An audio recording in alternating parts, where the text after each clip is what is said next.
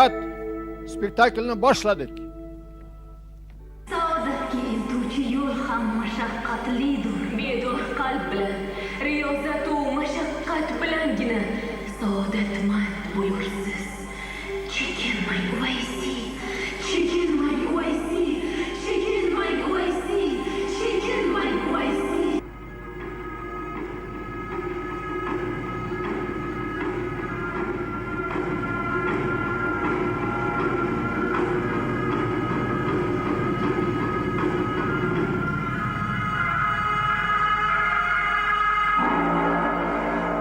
Assalomu alaykum hurmatli teletomoshabin do'stlar, aziz san'at shaydolari. Yaqinda O'zbek Milliy akademik drama teatrining sahnasida qo'yilgan Jahon Otin Uvaysi nomli spektaklni O'zbekistonda xizmat ko'rsatgan artist, ushbu teatrning bosh rejissyori Valijon Umarov sahnalashtirdi. Asar jurnalist Zulxumor Soliyevaning qalamiga mansub bo'lib, 19-asrda yashab ijod etgan klassik shoiralarimizdan biri Jahon Otin Uvaysining fojiali hayoti haqida hikoya qiladi.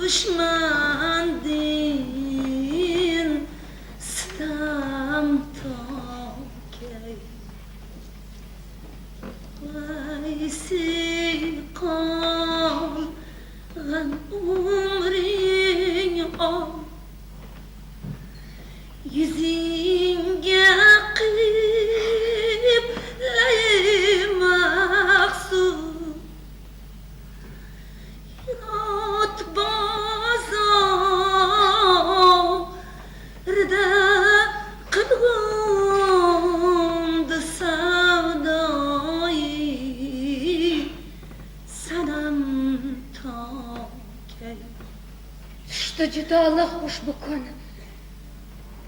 Devona bo'ldim charx urib. Hijron tunining shamig'a parvona bo'ldim charx urib. Himmat qo'rin belgi tangib kirdim muhabbat yo'liga. Qildim tavakkul Tangriga. Mardona bo'ldim charx urib. Ey soqiyo, tutqil qadah mavjudi daryoyi g'aming, dardilgidin g'amnosh etib mastona bo'ldim charx urib. Boshim uzra qo'rumas yig'di malomat qushlari, majnun sifat eylayni bash qo'shona bo'ldim charx urib. Qo'shona bo'ldim charx urib. Uvaysi butun fikri bilan zamon bilan konfliktga boradi. Bu muhim narsa. Zamonga norozilik bildiradi. Zamondagi xatolarni ochib tashlaydi. Va zamon bilan qattiq konfliktga boradi.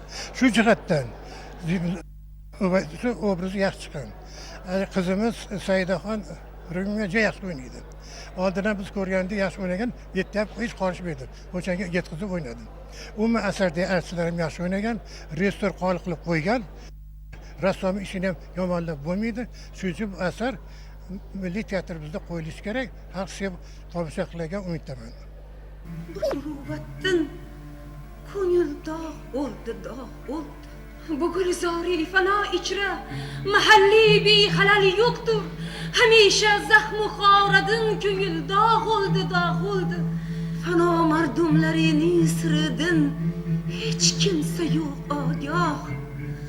Qabih guftor mardumdin ko'ngil dog' bo'ldi, dog' bo'ldi. To'libdir bahrim ichra jon, misoli g'uncha naylar men, ochilmay gul sifat, ushbu ko'ngil dog' bo'ldi, dog' bo'ldi. Ustoz, biz nazm ahli, ko'ngil ahlimiz, ishq muhabbat savdolarini, ko'ngil qiynoqlarini yaxshi anglayurmiz. Ammo bunday his tuyg'ular ko'ngliga yot kimsalar ham borkim, alarga buni anglatmoqlik siz bilan bizning qo'limizdan kelmas. Hazrat Navoiyni eslang va yoxud Bobur Mirzoni yodga oling. Kim ko'ribdir ey ko'ngil, ahli jahondan yaxshilik deb o'tdilar. Haqsiz malika, haqsiz.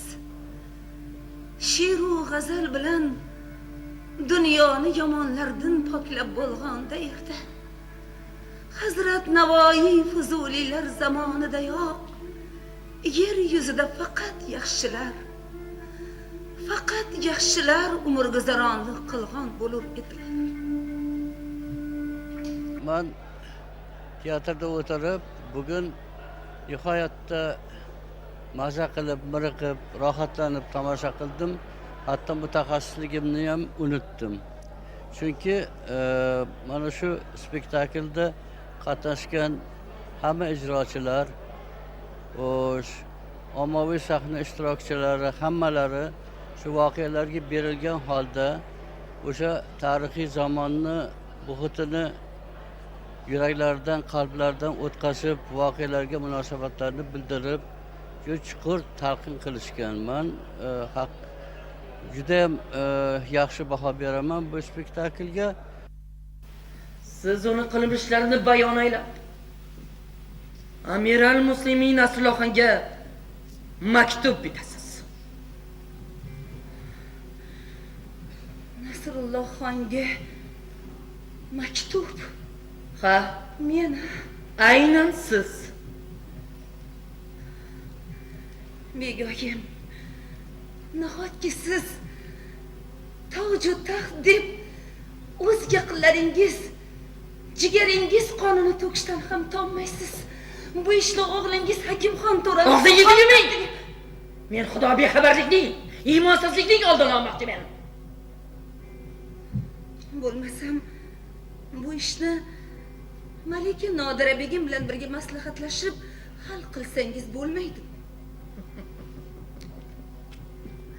Uni to'g'ri qaror chiqarishga ko'zim yetmaydi. Onasi hamisha bolasini yonini oladi. Siz yomonlardan bo'lmang. Burgaga achchiq qilib ko'rpani kuydirmang. Bir noma sabab butun avlodi ajdodingizning qirilib ketishiga yo'l ochib Trildi!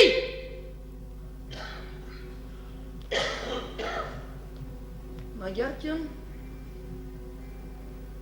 bu suhbatimiz xususida Malikamiz Nodira begim voqif bo'lguday bo'lsa, bu o'zining fitnasi deb dorga tortdim. Yo maktubni yozasiz va yo boshingizga har baloni solaman. Hozir spektaklni ko'rib juda zavq bilan, maroq bilan dam olib chiqdik. U yerda mana shu rejissyorni topilmalari, aktyorlarni mahorati, haligi rassomni yumshoq dekoratsiyalarni o'zi qanaqadir o'sha olamga, o'sha ruhiyatga olib ketadi-da tomoshabinni. Men juda ham xursandman. mana aktyorlarni hammalarini olqishlayman. Hammalari yurakdan berilib shunaqangi ijro qilishdiki, haqiqatan ham o'sha zamonga kirib ketdik. Hozirroq borib Muhammad Alixonga arzimni aytaman. Bunday qilmang onajon. Validangizni o'ylamaysiz, bolam? Nechun o'ylamay? O'ylayman. Ammo siz meni do'stga sadoqatli, yurtparvar bo'lgin degansiz. Muhammad Alixon mening do'stim. Og'ir kunda do'stni yolg'izlatib qo'ymaydilar, onajon.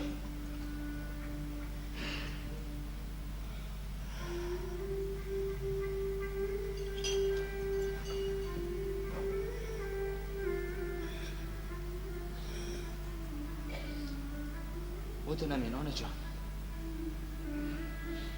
Meni ko'z yosh bilan kuzatmangiz. Bo'lmasiki ko'zim orqada ko'nglim xavotirda bo'lur.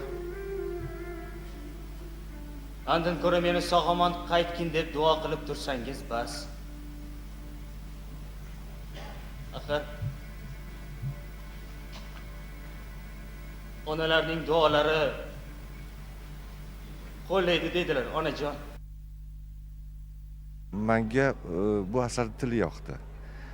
Tili yoqdi, ancha asar hali pishmagan bo'lsa ham, baribir mana shuni aktyorlar bilan mana shu yerda yarim yil ichida avtor bilan ishlab, mana shu endi mana shu darajaga olib keldik. Sahna darajasiga olib keldik. Keyin Uvaysi haqida hali bironta bir asar men ko'rmagandim. O'shaning uchun endi bir mayli haligi ma'lumot kam bo'lsa ham, lekin shunga bir qo'l urib ko'rdik. Shu Uvaysi siymosini bir olib chiqishga harakat qildik. Uvaysi Jahon Otin asarimiz bugun mana shunday tomoshabinlarga, muxlislarimizga havola etdik. Ularni yuzini, ularni ko'zini, ularni yuragini his qilib o'ynadik. Bizga juda ham yordam berishdi, o'zlarining har bir nafaslari bilan, shu bizga e'tibor bilan qarab, yig'lasak yig'lashdi, kulsak kulishdi. Haddin afsundir kim javridan, parishonman bukun. Charx kaj raftor zulmi birlan, hayronman bukun.